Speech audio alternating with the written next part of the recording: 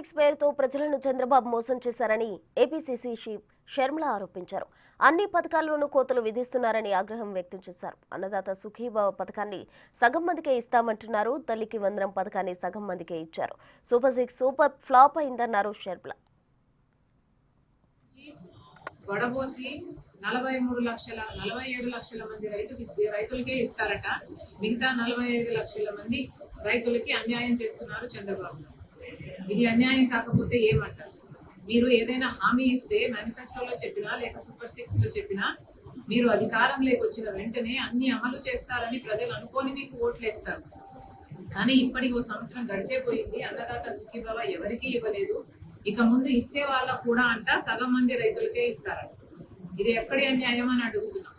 తల్లికి వందనం పేరు మీద కూడా ఇస్తాము అని చెప్పారు. అది కాస్త సాగదీసి 1 సంవత్సరం ఎక్కొట్టి 87 లక్షల మంది పిల్లలకి ఇవ్వాల్సి ఉంటే 67 లక్షల మందికి ఇచ్చి 20 లక్షల మందికి మళ్ళీ మోసం చేశారు. సూపర్ 6 కాస్త సూపర్ ఫ్లాప్ అయ్యింది అనక మరి ఏమన్నారు? నిరుద్యోగ భృతికి 3000 రూపాయలు ఇస్తామని చెప్పారు. ఇంతవరకు ఒక్కరికి కూడా ఇవ్వలేదు. ఒకరికి ఉద్యోగం వచ్చిందా అంటే అది లేదు.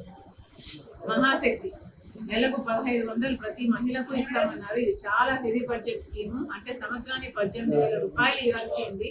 కనీసం 1,80,00,000 మందో లేకపోతే 2 కోట్ల మందో మహిళలకు ఇవ్వాల్సి ఉంటుంది.